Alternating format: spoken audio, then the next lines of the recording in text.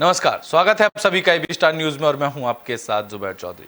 वक्त तो चला है हमारी देवभूमि का, जहां सबसे पहले बात करेंगे उत्तरकाशी की। उत्तरकाशी में महात्मा गांधी और लाल बहादुर शास्त्री की जयंती मनाई गई। इस दौरान डीएम ने लोगों को संबोधित किया। उत्तरकाशी में सत्य, अहिंसा और शांति के पथ प्रदर्शक महात्मा गांधी और भारत रत्न पूर्व प्रधानमंत्री लाल बहादुर शास्त्री की जयंती हर्षोल्लास के साथ मनाई गई। जिले के राजकीय भवनों में राष्ट्रीय ध्वज फहराया गया और विभिन्न कार्यक्रम आयोजित किए गए। तो वहीं जिला कलेक्टर कार्यालय में आयोजित कार्यक्रम में डीएम अभिषेक ने महात्मा गांधी और भारत रत्न पूर्व प्रधानमंत्री लाल बहादुर शास्त्री के चित्र का अनावरण कर माला चढ़ाई। इस दौरान समाज सेवियों और अधिकारियों और कर्मचारियों ने भी महात्मा गांधी और शास्त्री जी के चित्र पर फूल चढ़ाए। तो वहीं जिलाधिकारी ने अपने संबोधन में दोनों महापुरुषों को नमन करते हुए कहा कि भारत के इतिहास में आज का दिन बड़ा महत्व रखता है।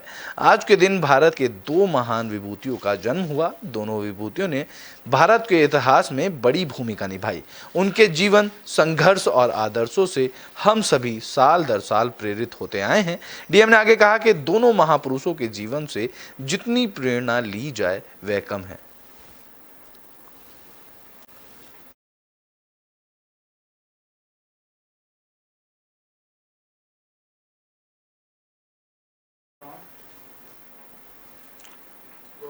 तो बुलेटिन में बात कर लेते हैं सीएम पुष्कर सिंह धामी की, जिन्होंने वीर चंद्र गढ़वाली को श्रद्धांजलि अर्पित की। मुख्यमंत्री पुष्कर सिंह धामी ने पेशावर कांड के महानायक वीर चंद्र सिंह गढ़वाली की पुण्यतिथि पर मुख्यमंत्री कैंप कार्यालय में उनके चित्र पर श्रद्धा सुमन अर्पित कर श्रद्धांजलि दी। इस दौरान मुख्यमंत्री ने कहा कि वह साहस और वीरता के प्रतिमूर्ति और महान स्वाधीनता संग्राम सेनानी थे। वीर चंद्र सिंह गढ़वाली जी के शौर्य गाथा सदैव हमारी स्मृतियों में जीवित रहेगी।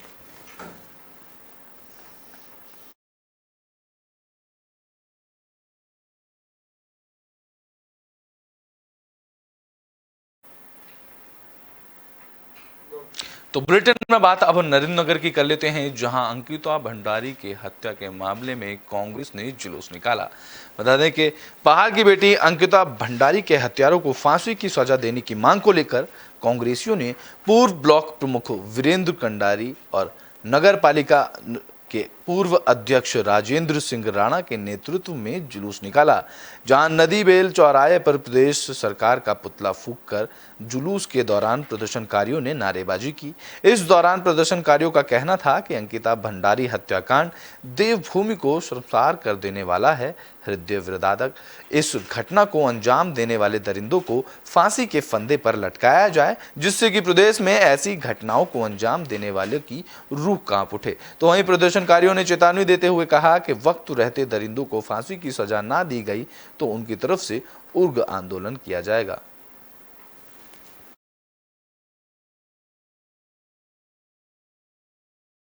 जो है हमारी उत्तराखंड की बेटियों के साथ कर रहा है, और जिस रिजॉर्ट में जो है आपने देखा होगा कि अंकिता हत्याकांड हुआ है, उस रिजॉर्ट में जो है एक बार पहले भी किसी लड़की जो है वहाँ पे गुम हो रखी है। और मैं तो यही कहूँगा कि जो भी अंकिता भंडारी के हत्यारा है, जो पुलकित आर्य है, उसको और उसकी जो दोनों साथी हैं उनको जो है फांसी की सजा होनी चाहिए। मैं तो यही कहूँगी कि हमारे उत्तराखंड में जो है हमारे उत्तराखंड की लड़की सुरक्षित नहीं है, तो हम अपने बच्चों को बाहर पढ़ने के लिए कैसे भेजेंगे? यहाँ की लड़कियाँ जो है बिल्कुल भी सुरक्षित नहीं है। हम ये चाहते हैं देश का, प्रदेश का और पूरे उत्तराखंड का युवा, नौजवान और महिलाएं, उनकी एक ही आवाज है, एक ही अपेक्षा है कि ऐसे जघन्य अपराध करने। तो बुलेटिन में बात अब हरिद्वार की कर लेते हैं, जहां अंकिता भंडारी मर्डर केस में कांग्रेस ने प्रदर्शन किया। इस दौरान कांग्रेस ने अंकिता भंडारी केस में सीबीआई जांच और दोषियों को फांसी की सजा देने की मांग की। हरिद्वार में अंकिता भंडारी मर्डर केस में विपक्ष दल राज्य सरकार पर लगातार हावी होती रही है। इस कड़ी में हरिद्वार के चंद्राचार्य चौक पर बड़ी संख्या में कांग्रेसियों ने इकट्ठा होकर राज्य सरकार के विरोध में नारे लगाए और प्रदेश में बीजेपी नेता की तरफ से किए जा रहे अपराधों का आरोप लगाते हुए राज्य सरकार का पुतला दहन किया। कांग्रेस नेताओं ने अंकिता भंडारी मर्डर केस में मामले में मुख्य आरोपित पुलकित आर्य को फांसी देने की मांग की। इस मौके पर भारी संख्या में कांग्रेस नेता और कार्यकर्ता मौजूद रहे। इस दौरान कांग्रेस जिलाध्यक्ष संजय अग्रवाल ने कहा कि फास्ट ट्रैक कोर्ट में केस तो चलकर जल्द से जल्द आरोपियों को फांसी की सजा होनी चाहिए।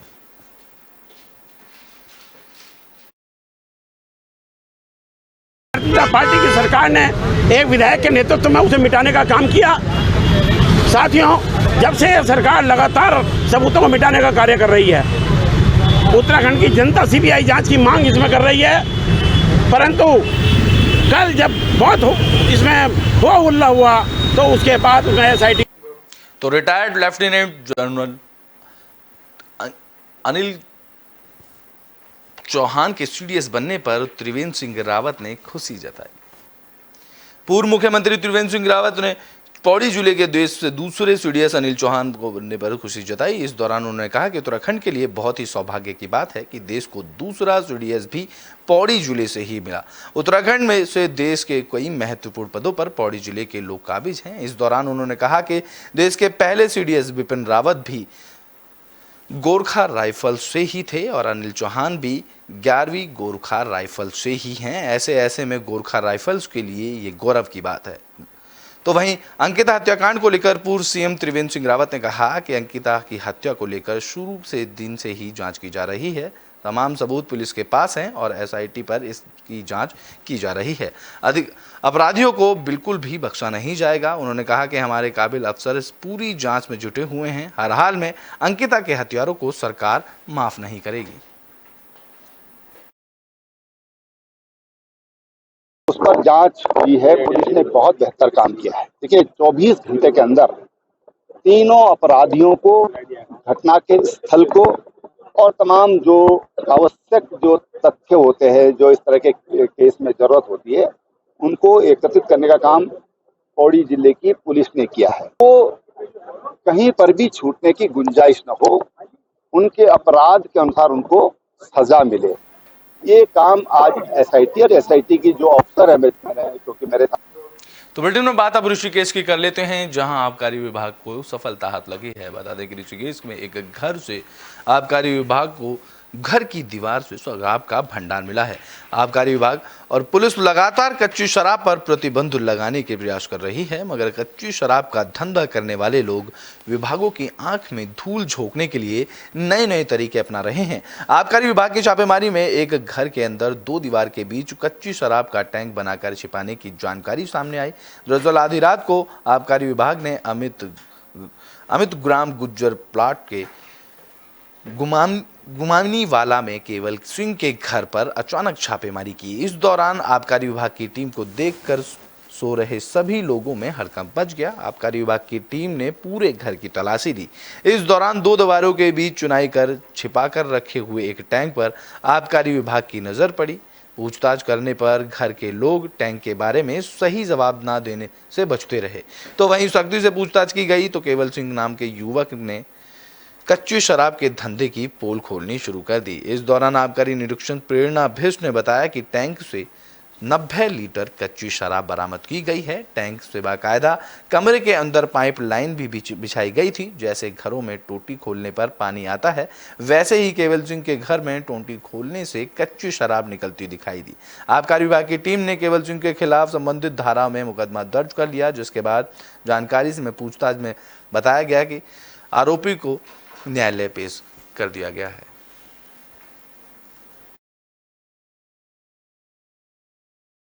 में उन्होंने पैक करके जो बेचने के लिए बना के रखते हैं पौवे के रूप में, वो हमारे द्वारा बरामद की गई। फिर जब गहन रूप से हमारे द्वारा देखा गया, ऊपर वाले छत में उन लोगों ने एक इस तरीके का एक वो बनाया हुआ था कि 2 दीवारों के बीच में कुछ बड़े बड़े ड्रम रखे हुए थे और उनसे कमरे के अंदर पाइप के थ्रू। तो बुलेटिन में बात काशीपुर की कर लेते हैं, जहां विधायक त्रिलोक सिंह चीमा के घर बैठक का आयोजन किया गया। क्षेत्रीय विधायक त्रिलोक सिंह चीमा के आवास पर बैठक का आयोजन किया गया, जिसमें वन विकास निगम के अध्यक्ष कैलाश गहतोड़ी, पूर्व विधायक हरभजन सिंह चीमा, बीजेपी जिलाध्यक्ष विवेक सक्सेना, बीजेपी नेता गुरविंदर सिंह शामिल रहे। इस दौरान जिलाध्यक्ष विकास सक्सेना ने पत्रकारों से बातचीत के दौरान बताया कि आने वाली 3 अक्टूबर को प्रदेश के मुख्यमंत्री पुष्कर सिंह धामी काशीपुर पहुंचेंगे, जहां वे पूरे उधम सिंह नगर में चल रही 9 योजनाओं का भूमि पूजन और शिलान्यास करेंगे।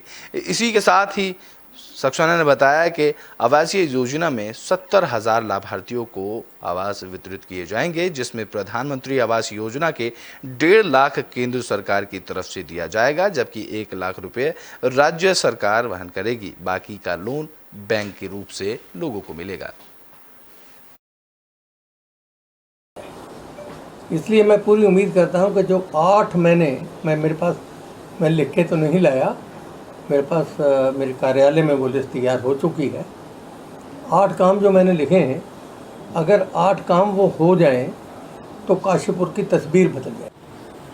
माननीय प्रधानमंत्री जी का 2 ईरा है, एक मोदी जी से पहले का ईरा, 2014 से पहले का ईरा, एक ये महत्वाकांक्षी योजना का आदरणीय मुख्यमंत्री जी भूमि पूजन करने के लिए आ रहे हैं। इसके अलावा जो मनसा देवी मंदिर, हमारा प्राचीन मंदिर, वहाँ पे जाके वो पूजा अर्चना करेंगे और उस यात्रा में शामिल रहेंगे। ये आदरणीय मुख्यमंत्री जी का कार्यक्रम है, उसके निमित्त आज हम यहाँ बैठे थे आदरणीय विधायक जी के। तो बुलेटिन में बात हल्द्वानी की कर लेते हैं, जहां केंद्रीय रक्षा मंत्री अजय भट्ट ने जल जीवन योजना के तहत बैठक का आयोजन किया। केंद्रीय रक्षा और पर्यटन राज्य मंत्री अजय भट्ट हल्द्वानी पहुंचे, जहां उन्होंने सर्किट हाउस में नैनीताल जिले में जल जीवन मिशन के तहत चलाई जा रही योजनाओं की समीक्षा बैठक की। इस दौरान उन्होंने अधिकारियों को निर्देश दिया कि योजना का लाभ आम जनता तक पहुंचे, ताकि लोग इस पेयजल योजना का लाभ उठा सकें। मंत्री अजय भट्ट ने जल जीवन मिशन के तहत चलाई जा रही योजनाओं की समीक्षा की बैठक की, जहां अजय भट्ट ने कहा कि नैनीताल जिले में 929 करोड़ से यह योजना चल रही है, जिसके तहत 510 पेयजल योजनाएं शामिल हैं। अजय भट्ट ने कहा कि हर घर नल हर घर जल के तहत जहां लोगों के घर में नल लगाने का काम किया जा रहा है, वहीं नैनीताल जिले में 1,1279 स्कूल और 979 आंगनबाड़ी केंद्र हैं, जो इस योजना से जुड़ते हुए पेयजल किल्लत दूर की करते हैं। बता दें कि इसके अलावा नैनीताल जिले में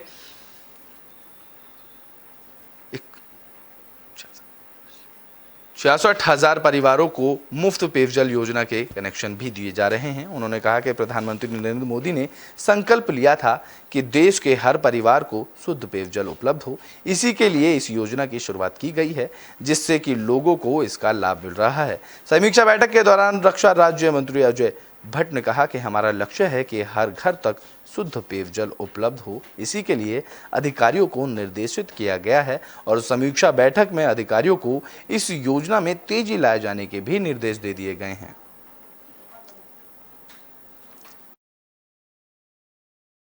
13-14 करोड़ का एक प्रोजेक्ट हमने वहां दे दिया है और 24 करोड़ का पूरा प्रोजेक्ट है। 11 करोड़ तो आउटर को और रेस्ट अमाउंट का हमने वहाँ की जो नगर पालिका है उसमें दे दिया है। और यहाँ महानगर पालिका के अंतर्गत जितनी योजनाएं थी वो योजनाएं पूर्ण हो गई हैं, चाहे एसटीपी की हो। तो बुलेटिन में बात विकास नगर की कर लेते हैं, जहां बीजेपी नेता ने आपदा से प्रभावित परिवारों से मुलाकात कर प्रेस कॉन्फ्रेंस की। साइया क्षेत्र में हाल ही में आपदा से प्रभावित हुए परिवारों से मुलाकात कर और क्षेत्र का निरीक्षण कर लौटे पूर्व जिला पंचायत अध्यक्ष और बीजेपी नेता रामशरण नौटियाल ने विकास नगर में प्रेस कॉन्फ्रेंस की। इस दौरान रामशरण नौटियाल ने बताया कि हाल ही में आई बरसात के चलते क्षेत्र की नदियों ने भारी तबाही मचाई है, जिससे मार्ग तो क्षतिग्रस्त हुए ही हैं, साथ ही ग्रामीणों की सैकड़ों बीघा भूमि और फसल भी बर्बाद हो गई है। उन्होंने कहा कि वह इस क्षेत्रीय समस्या को लेकर जल्द ही मुख्यमंत्री पुष्कर सिंह धामी से मुलाकात करेंगे और प्रभावित परिवारों को राहत दिलवाएंगे।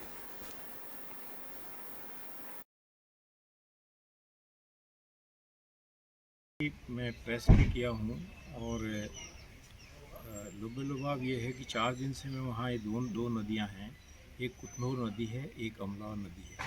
दोनों ही नदियों का स्रोत तो है चौरोता के आउटसाइड से और ये समाप्त होती है। कुतनूर नदी जो है ये मिलती है जमुनाजी से डामठा के पास, और ये जो अमला नदी है ये भी जमुनाजी से ही मिलती है कालसी द्वारा।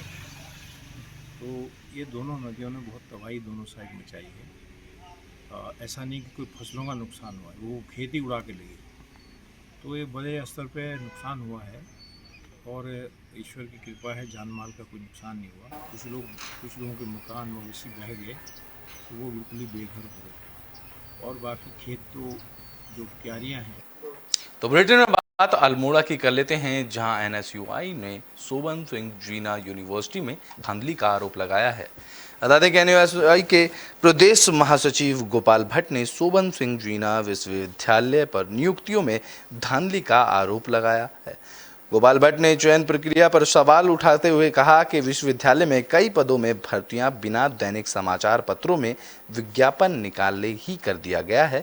विश्वविद्यालय में कार्यरत लोगों ने अपने परिजनों और आरएसएस के लोगों को नियुक्ति देने का काम किया है।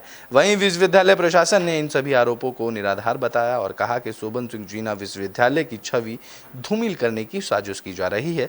प्रभारी कुलसचिव डॉक्टर देवेंद्र सिंह बस ने कहा कि यूजीसी और सरकारी नियमों के तहत ही भर्तियां हुई हैं। विश्वविद्यालय की छवि धूमिल करने वाले लोगों पर सोबन सिंह जीना विश्वविद्यालय कमेटी विधिक राय लेकर कार्रवाई करेगी। इस दौरान देवेंद्र सिंह बिष्ट ने कहा कि विश्वविद्यालय और परिसर स्तर पर निकाली गई भर्तियां अस्थायी हैं। भर्ती कार्मिकों का कार्यकाल महज 6 महीने के लिए है। इन भर्तियों के लिए विश्वविद्यालय की वेबसाइट पर निकाली गई थी, जिसमें विश्वविद्यालय की वेबसाइट पब्लिक डोमेन का पार्ट है।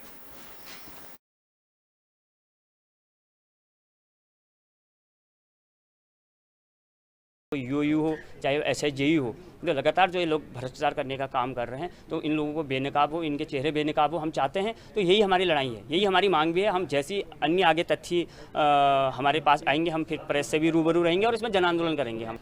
और इस क्रम में मतलब समिति जो हमारी गठित हुई है उसका ये कहना है कि हम इसमें विधिक राय लेने के पश्चात इसमें आवश्यक और तो बुलेटिन में बात उत्तरकाशी की कर लेते हैं, जहां 1 अक्टूबर से 7 अक्टूबर तक वन्य जीव सुरक्षा सप्ताह मनाया जा रहा है।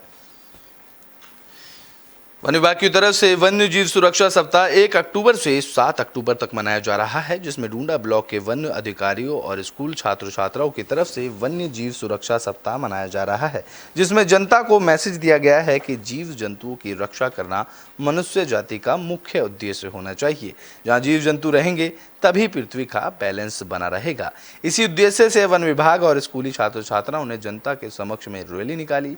इस रैली के माध्यम से जन जन तक मैसेज भेजा गया और स्कूली छात्र छात्राओं ने रैली के माध्यम से जनता के समक्ष जीव जंतु की रक्षा करने की अपील भी की।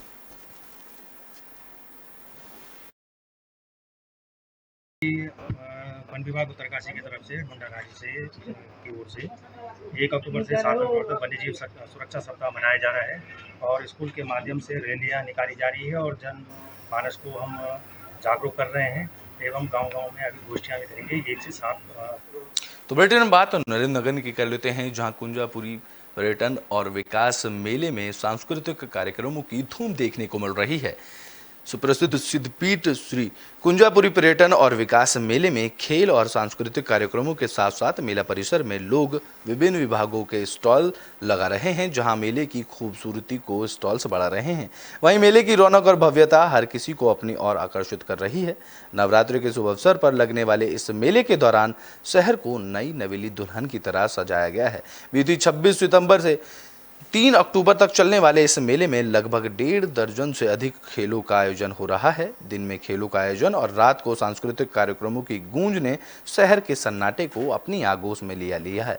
मेले में विभिन्न सहायता समूह की तरफ से कई सामान को लगाए जा रहे हैं, जहां खुद ही स्वयं सहायता समूह की कुछ महिलाओं का कहना है कि वे पहाड़ी उत्पाद पर आधारित फसलों के अनाज, दालों और अनेक खाद्य सामग्री से तैयार कर रहे हैं, जिनकी बाजार में मांग बढ़ती जा रही है। महिलाओं का कहना है कि निश्चित ही कुंजापुरी पर्यटन और विकास मेला क्षेत्र और क्षेत्रवासियों के विकास में मील का पत्थर साबित होगा।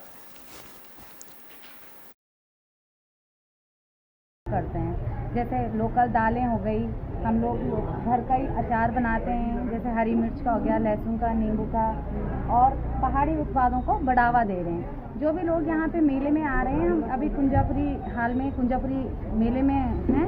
मयूर स्वयं सहायता से नगर पालिका परिषद से जुड़े हुए हैं। हमारे यहाँ अचार, हर किस्म के अचार, हर किस्म के जूसेस और हर किस्म के चटनी वगैरह सारी मिलती है। हम ये 5 महिलाओं का समूह है और प्रशिक्षण हमारा यह है कि तो बुलेटिन में बात अब अल्मोड़ा की कर लेते हैं, जहां पहुंचे कैबिनेट मंत्री चंदन राम दास ने कई अहम बातों का जिक्र किया।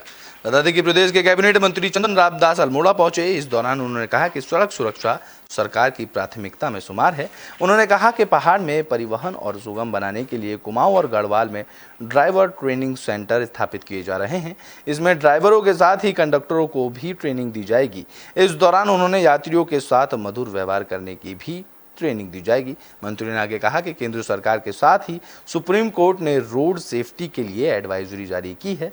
राज्य सरकार ने हाल ही में रोड सेफ्टी को लेकर धाम यात्रा रूट के साथ ही बाकी सड़कों के दुर्घटना स्थलों का चिन्हीकरण किया है, जहां पर सीसीटीवी कैमरे भी लगाए जा रहे हैं। इन स्थलों पर डिवाइडर लगाए जा रहे हैं। सरकार ने इस बार 4 धाम यात्रा में 16,500 वाहन लगाए हैं, तो वहीं 6,500 ग्रीन फिटनेस सेंटर बनाए गए हैं। उन्होंने आगे कहा कि दोनों मंडलों में खुलने जा रहे ड्राइवर ट्रेनिंग संस्थानों में विशेष जानकारी दी जाएगी। उन्होंने आगे कहा कि जहां चालक के साथ ही परिचालकों को भी ये ट्रेनिंग दी जाएगी। मंत्री ने कहा कि लंबे रूट पर स्थापित ढाबों पर भी सरकार की नजर बनी हुई है।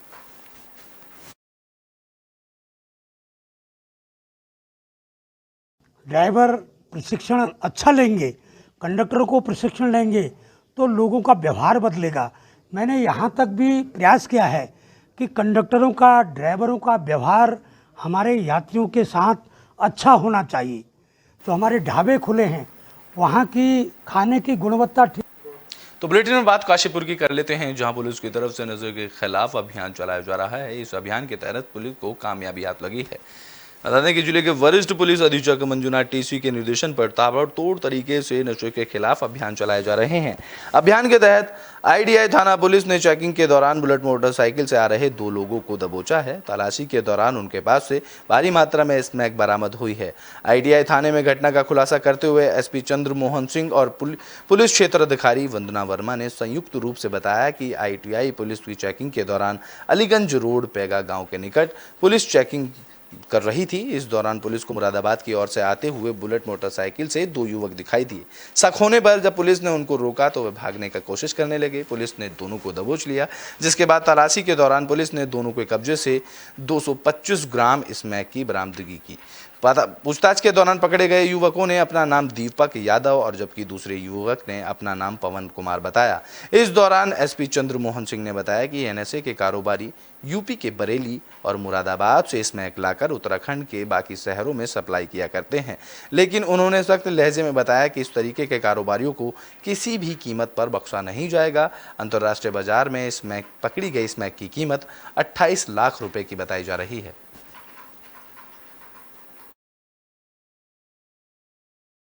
डीजीपी महोदय के द्वारा भी निर्देश दिए गए हैं। तो इसी क्रम में आज 2 अभियुक्त जो पवन और दीपक हैं, ये ठाकुर द्वारा मुरादाबाद के रहने वाले हैं। इनके कब्जे से 225 ग्राम स्मैक बरामद हुई है और एक मोटरसाइकिल इनसे बरामद हुई है।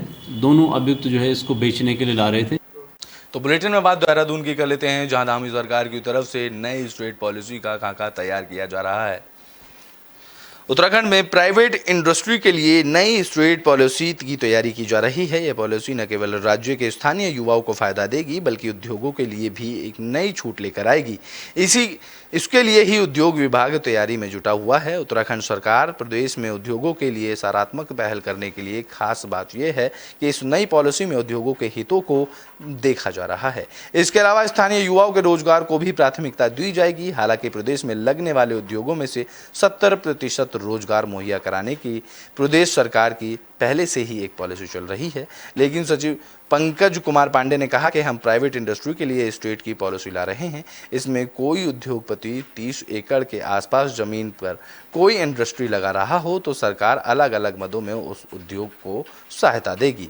वहीं माइनिंग को लेकर सचिव पंकज कुमार पांडे ने कहा कि आज से प्रदेश में माइनिंग की प्रक्रिया शुरू की जाएगी। उन्होंने कहा कि इसीलिए पहले से ही इसको लेकर तैयारियां कर ली गई थी। पिछले 3 महीने से माइनिंग पर रोक लगी थी। अब इसके लिए कई बैठक हो चुकी हैं। जिला स्तर पर और निगमों के लिए पहले से ही निर्देश जारी किए जा चुके हैं। देखिए, माइनिंग 1 अक्टूबर से प्रारंभ कर ली जाएगी, क्योंकि 3 महीने की रोक रहती है, वो खत्म हो रही है। मेरे द्वारा इस संबंध में बैठक की जा चुकी है। आज भी एक बैठक मैं कर रहा हूँ। इसमें सभी तैयारियाँ जो की जाती हैं पहले जनपद स्तर पे और अलग निगमों के स्तर पे उस पर डायरेक्शन जारी किए जा चुके हैं। तो बुलेटिन के आखिरी में बात देहरादून की कर लेते हैं, जहां डेंगू के मामले लगातार बढ़ते ही जा रहे हैं, जिसको लेकर आशा वर्कर लोगों को जागरूक करने का काम कर रही हैं।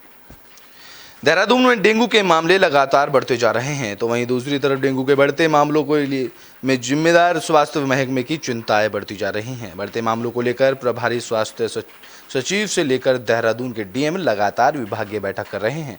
इस दौरान जिला मलेरिया अधिकारी सुभाष जोशी ने कहा कि मामलों में लगातार इजाफा हो रहा है। साथ ही उन्होंने कहा कि पिछले साल के मुताबिक इस साल डेंगू के ज़्यादा मामले सामने आ रहे हैं।